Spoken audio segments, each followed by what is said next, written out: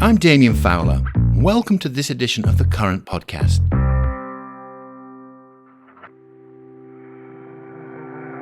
This week, we're queuing up a great conversation between two advertisers who may not, on first glance, seem to have that much in common. We're joined by Vinny Rinaldi, the head of media and analytics at the Hershey Company, and Kyle Yadon-Smith, the head of digital for the National Republican Senatorial Committee. That said, we thought it would be fascinating to hear what a big CPG brand like Hershey can learn from a major political advertiser like the NRSC. And since this is an election year, what better time to host this conversation? It's been said that every great political campaign rewrites the rules. At the same time, CPG brands can now supercharge campaigns with retail data. With all that in mind, let's get to it.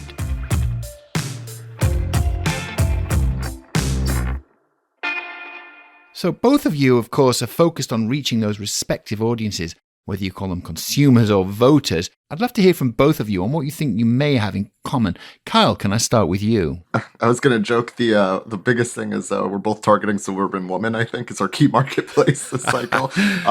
Obviously, that's not the only demographic that's going to be key on the political landscape, but we're going to be running ads in October, and so we're going to screw up your Halloween marketing. Thankfully, you guys do not have a Georgia runoff this year, so it should be okay by Christmas. And I think we're going to be targeting a lot of the same consumers / voter demographics. So it's interesting how that kind of plays out. And Vinny? Yeah, I would agree. I think there's more correlation. I think, we're looking at the same content areas to show up in as a brand to sell chocolate as you guys are to show up and influence somebody to vote one way or the other. In those big environments, a lot of how we look to show up is how do we drive seasonality in local markets at a certain store. So you're right. In October, believe me, it's probably hot topic number one of the lead up to our Super Bowl, October 31st. There's a serious presidential election happening a week later. Yeah. So how much will that play a role when we're buying, market-based ads? So it is an area, I wouldn't say of concern, but an area that we're certainly focused on of how do we make sure we're showing up in the right markets during our most precious time of year, but being cognizant of some of the headwinds we might face based on what's happening in real time. It's interesting, you're sort of talking in a way about competition between, say, chocolate and political campaigns. But on the other hand, there's a I think we would lose that one if you had to vote on one or the other. I mean, of course, there's an alignment too. I mean, maybe you guys can, get together and cross-reference here. I mean, I joke as we look at all of the debates leading up to it, and one of our products is popcorn. How do we show up and say, get your popcorn ready for all these new events that are happening? So can you bridge that gap and kind of work together? There's a lot of areas of interest. Politics is pop culture now, right? I'll never forget one of the funniest ads I saw was, I think it was Advil. They bought the promoted tweet on the first day of the debate in 2016, and it said, do you have a headache from this debate? Buy Advil. And I thought that was kind of a fun way to play into it. What's interesting to me is, in looking at, say, any given political campaign, how the importance of being reactive in the moment, kind of real time, is so crucial, for getting those swing voters out to either vote or just to nudge the needle a little bit. And I'm wondering, if that idea of the sped up, data-driven campaign is obviously influencing the way CPG brands like Hershey think about campaigns. I think we certainly use data-driven tactics in a very similar way. You think back to the last, I guess it's 16 years since the 2008 election, which is crazy. During that election, when President Obama won, it goes a little unnoticed of how he won and the tactics he used, which were way ahead of its time. And a lot of this using the data, focusing on different demographic urban environments, getting those people to the polling centers. We're trying to do the same thing during whether it's a big season or to drive everyday occurrences. How do you find those pockets of incremental opportunities to grow from the base that's already there? Is very correlated to from when President Obama did it to President Trump doing it in 2016, and really becoming a more data-driven tactic on how you show up in those moments. I mean, it's kind of funny. Both Obama in 2012 and President Trump in 2016 both had actually almost similar data strategy. They're both very digital heavy from a percentage perspective for their time. And then, of course, nowadays, we actually can't use that data on quite a few platforms. So Data is extremely important in the political space, obviously. There's 60% of Americans over the age of 18 are going to vote this cycle. And a lot of those folks are going to vote for the same party they've always voted for. And identifying people that, swing back and forth is the key to winning, obviously. And that coalition changes every cycle. For us, it's leveraging the data to inform what that audience looks like so that we can make tactical, data-driven decisions even on platforms that don't let us use it directly, of which, is the bulk of the ecosystem at this point. It's an interesting point. Like, we as a big, massive consumer packaged goods brand that sells chocolate has no first-party data. We have to talk to everybody. Literally, 98% of the U.S. population eats candy, mint, or gum. So for us, it's like, how do you balance? You want scalability no matter what, but what are the right insights and data points that you utilize when you go to activation? Because if you're trying to find one-to-one in any second and or third-party data partnerships, in some platforms, not all, you're losing the findability due to some of the privacy regulations that are coming up. So if you don't own the data asset itself in a first-party ecosystem, it's a lot harder to deliver that experience. And it's also a lot harder to collect first-party data when you're a brand that everyone else sells your product. You're just driving demand through advertising and awareness and driving people to the store. But from a D2C perspective, where a lot of that collection can happen, it's a little bit more of a challenge on our end to be able to sell chocolate and collect a data point off of those people. What's interesting to me about this is, according to a study by the Trade Desk Intelligence with Morning Consult, during the 2022 midterms, 75% of all Americans who say they might vote in the midterms say they know who they're going to vote for. So I don't know, from a political standpoint, do you market to those people, or is marketing always at the margins, as it were? Are you always trying to reach out to that undecided voter? And I wonder if that carries over into CPG thinking as well.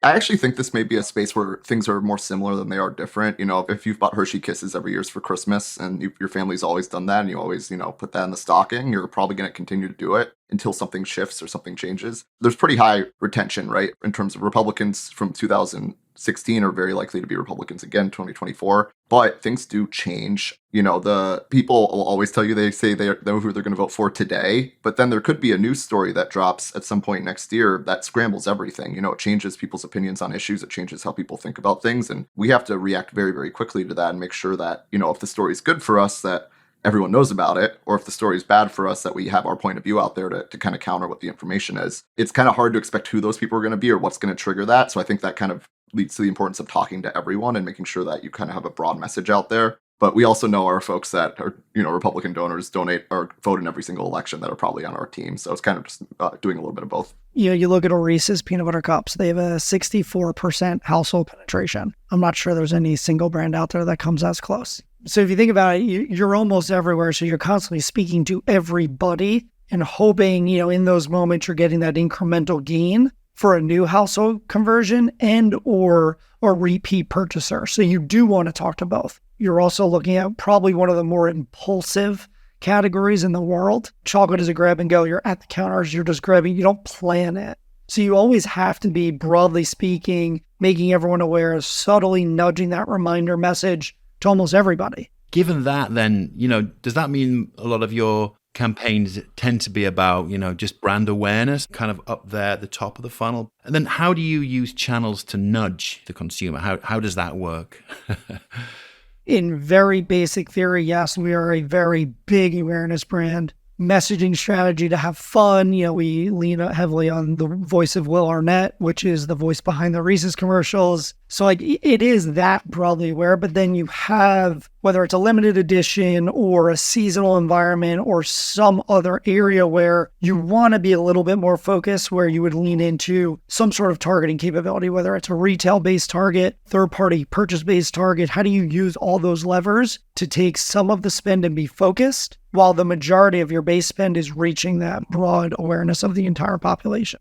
Yeah, I think that's where, I'm a little bit jealous of Hershey's and you have all this institutional brand ID, and we're jealous of the starting point, especially, I'm working on Senate campaigns this cycle at the NRSC. We only have really 2 incumbents, meaning like people that are already senators running for re-election again, Ted Cruz and Rick Scott in Florida. They kind of have a really strong starting point. They can focus on more just reminding folks that kind of like I feel like you guys do every year. We're Hershey's, we're Reese's. Also, I'm jealous you get Will Arnett, but we're Reese's, what we are, etc. But then on our side, we have a separate project of a lot of new candidates that no one's ever heard of that frankly haven't held elected office, and you have a year and 3 or 4 months to make their name ID as close to 100% with the voter base as you can. If Trump were president, it was 2020, and everyone kind of knows who these guys are. It is kind of more similar, I think, to the annual candy marketing. But this year, it's we have to start from scratch. It's like you guys introducing a new brand, I feel like, or a new SKU of Hershey's, Reese's, etc. We just launched Reese's Caramel Cups. And it is like launching a completely new thing, even though it's part of the Reese's family. Yes, you're going to have those loyalists try your new product, but can you attract new consumers into an already built brand because of a new introduction of caramel into a peanut butter cup? You have to find those new pockets of opportunity to not lose your base or not have them switch completely and keep that cycle growing with new consumers. One of the things that's happened in the last couple of years, we talked about, what happened in the last 4 years, is the kind of rise of, there's much more inventory out there for streaming platforms, connected television, and that connecting the dots up with, other channels. I wonder if you could both sort of talk me through a little bit of how the maturing, as it were, of CTV has changed the way you go to market and think about connecting up big awareness plays on CTV to, lower down the funnel to more performance-driven tactics. As I go back to what I said earlier, the proliferation of content everywhere has certainly opened up the purview of how to show up, how to be everywhere. For me, when I think about the connected TV landscape, what I love about it is the ability to buy prime time at any time. When you sit down at 8 o'clock or 9 o'clock or 12 o'clock or 3 p.m., it doesn't matter. You're accessing whatever content you want to watch in that moment. So in my opinion, when you buy this way, you've got primetime moments at all times. That person has decided they're going to sit down, they're going to watch whatever it is that they want to watch at that given moment. And that's your moment as a brand to show up. And that's how we look at it. And then when you take that holistic approach to those primetime moments, how do you then use the controllability of technology to control reach and frequency? So if I know that I'm talking to this person in 12 different platforms, well, I don't want my frequency to be a 40 on one of them. I want to control that and keep extending reach. If I get enough reach, my household penetration should go up. If that goes up, my sales are going up.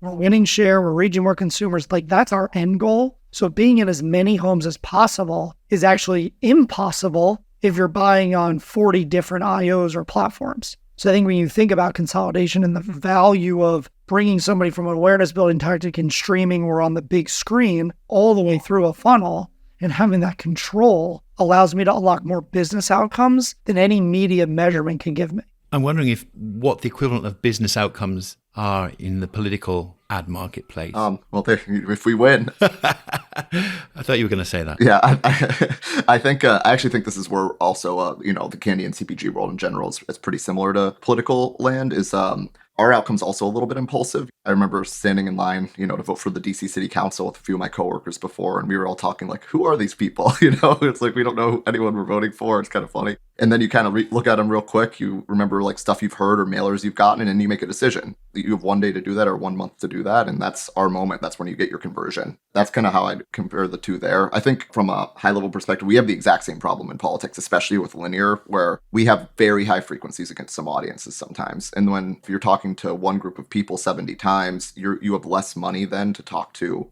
the rest of the folks who may not be very heavy media consumers. So having an ever-present point of view across not just linear, but also digital, I think that's something that our party especially is going to try to get a lot better at this cycle. It's interesting to me that 2012, 2016, I think, and Vinny, tell me if this is wrong, I think the corporate world almost looked to politics and was like, wow, they're doing some really cool stuff. We have to figure out what they're doing. I think that's kind of taken a step back a little bit now that we've gotten into we have to target older Americans because older Americans are more likely to vote. And I think now as older Americans' habits have changed quite a bit from 2020 to 2024, it's forced both political parties to kind of adapt a little bit after, frankly, the corporate world has to what the new landscape looks like.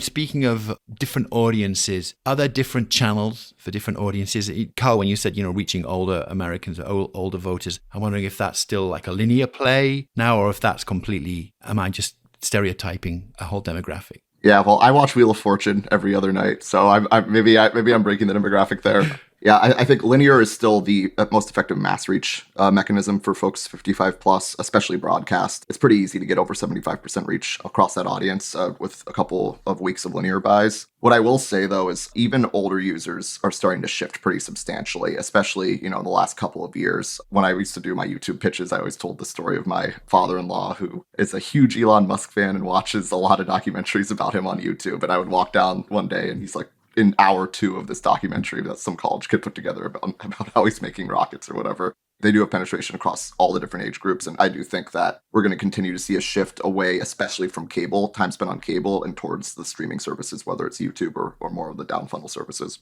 As I stated earlier, we reach everybody with a mouth. So every demographic needs to play a role in our media, both strategy, spend, investment strategy. That's everything. Kyle, you kind of hit the nail on the head. It's what's happening between those environments is what's the shift. What we're seeing, and I think the industry's seeing more and more, if you remove live news and sports from linear consumption, you're going to see a drastic drop-off in actual consumption habits. But, when you think about the purchase power right now, it's shifted a little bit into the millennial group, who are the bigger purchasers, which is 71 million US people. We talk about Gen Z a lot as like, oh, they're the up-and-comers, they're people we have to talk to, but they're, the people we don't have to spend that much time on.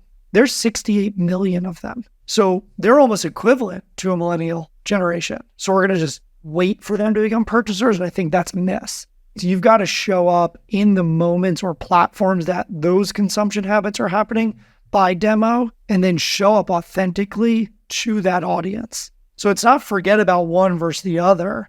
It's how do you paint the holistic picture across every platform and then deliver a communication strategy that resonates with those different audience groups. That's how we're working towards showing up across every platform. And that's so interesting to me. It's like the purchasing power in our world is a little bit different, like in terms of voter people that actually vote. Well, one, kids under the age of 18 cannot vote, so there's zero purchasing power. And I know that, at least when I was in marketing school, they taught us about how kids do have purchasing power when it comes to telling their parents. They have influencing purchasing power. But in our world, if you look at the millennial generation, you have a much higher voting percentage than it was 10 years ago, but it's still not anything close to 55 plus. Glad that we have the purchasing power in the millennial generation now, though. I think it's that 13 to 18 group that's so key for us.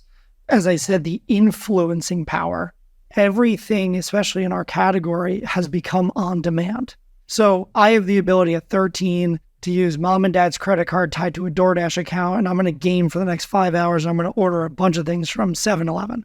As we move into the future, 5 to 10 years from now, most of that generation will become now the voters, but they don't want to leave their house or they don't want to go out of their way to go do something because everything has come so easy to them by using a phone. How does the voter landscape change from either written ballots or in person to a truly secure ability to vote and get more buy-in to voting for a generation that is very used to just opening something up and hitting a button?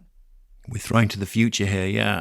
Kyle, I don't know, what do you think? Do you think we're going to get to that point? I think COVID kind of changed the voting rules in a lot of states that make it easier to vote. I don't know if we'll ever get to the instant gratification level until, maybe 50, 100 years from now when we're voting on a blockchain and you get a vote coin and you spend it somewhere or something like that. So the convenience factor matters a lot. And then it changes by state and almost by locality, right? If you live in a rural area and it's hard for you to get to the polling place because it's a 10-mile drive versus it being half a mile down the street when you're dropping off your kids to school, that could make a difference as well. So it really just depends. I think that's really interesting because each state is adopting their own voter rules. Sounds very similar to each state adopting their own data privacy rules. Instead of thinking from a national basis and actually simplifying the ease for everyday people to utilize something, it's fascinating that we all continue to live by state governed rules that are drastically different than just a national governing body to allow us to have a centralized ruling system to use, whether it's data privacy or voter rights. It's funny to watch that correlation between our two worlds. Even sugar taxes, some of the cities, I don't think it's gone after candy quite yet, but the Bloomberg rules around like the taxing soda and stuff. And I think Philadelphia did it, and then the sales increased outside of the Philadelphia like urban area like substantially for all those stores because you're able to get cheaper stuff. But that's interesting. Carl, you mentioned harder to reach audiences, and I want to ask both of you, about that and how the programmatic marketplace makes it possible to reach those harder to reach audiences? I know at the top we joked about suburban housewives, but how granular can you get? What is it? 95% of people watch video, whether it's linear or digital. So that does get you to a pretty high threshold. The way I approach it, we have to deliver messages very quickly, right? So that's why I think you see political really lean into linear a lot, because you could get that mass reach in a day. If you're buying the football games, if you're buying, prime time across all 4 networks and you have a presence there, you're going to get to 50% reach pretty quickly. I think the hard part is honestly the other 50% on CTV and making sure that you're distributing that message to the person the one day a week they happen to be watching ad-supported Hulu and they're not watching Netflix, for example. That's where it gets more difficult. Having the centralized approach, making sure that you're maxing out the non-linear household reach if you're already buying a lot of linear is the hardest and most important thing that we have to do. We'll have maybe 8 to 10 messages per candidate that we run, and we want all 8 to 10 of those messages to be seen by as many people as possible. And we don't have as much time. I wish I had, 1 or 2 month long campaigns that I could run behind these things to get that reach number, the incremental reach as high as we possibly can. But in reality, it's 7 to 10 days, and we just have to maximize that. For Reese's, again, reach everybody with a mouth. Everybody wants to buy a Reese's. Great. But then I go again, down the portfolio, you've got variety brands in York Peppermint Patties, Almond Joy Mounds. So how do you take those with much less spending power and find those pockets of opportunity? You give an example for York, one of the really cool unlocks we found was the snowbird effect. Sales actually increased because York leans very heavily 55 plus, really 65 plus. And you see Northeast sales in the summer skew higher, and then Southeast sales skew higher in the winter. And you're seeing the people as they move, the consumer habits follow with them. So how do you heavy up in those markets during the seasons? So when you don't have a large bucket of money to go spend as a brand, you use data and insights in that way to be really targeted, hyper-focused on winning those key occasions for that consumer. Because again, at the end of the day, you can only stretch a budget so far if you want to grow a business. Fascinating that. So just to wrap it up, I guess I want to ask each of you one question, the same question. Kyle, what do you wish you could take from CPG land? And Vinny, what do you wish you could take from political? For me, it'd be 2 things.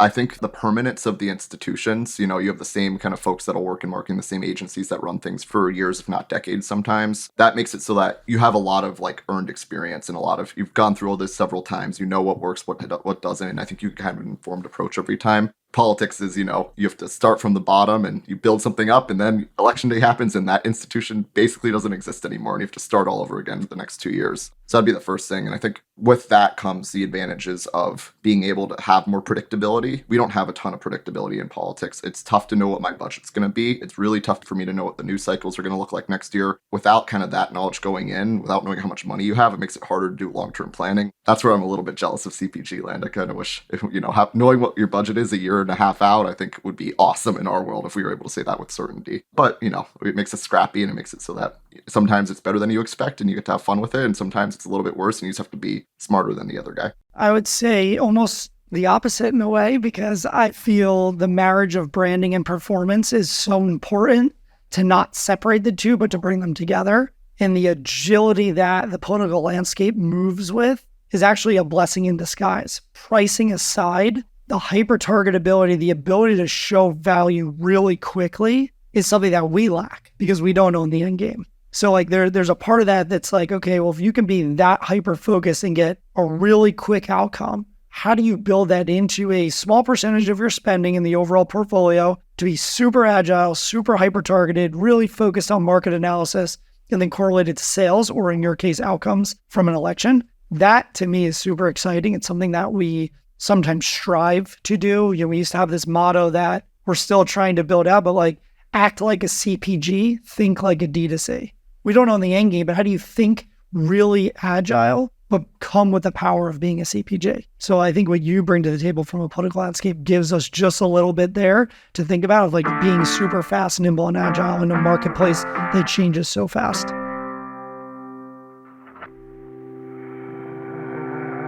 And that's it for this edition of The Current Podcast. We'll be back next week. The Current Podcast is produced by Wonder Media Network. Our theme is by Loving Caliber. The Current Podcast team includes Chris Brooklier and Kat Vesey. And remember, If you're talking to one group of people 70 times, you have less money then to talk to the rest of the folks who may not be very heavy media consumers. Act like a CPG, think like a D2C. And if you like what you hear, subscribe and leave a review. Also, tune into our other podcast, The Current Report, as we round up the week's biggest marketing headlines from across the open internet. I'm Damien, and we'll see you next time.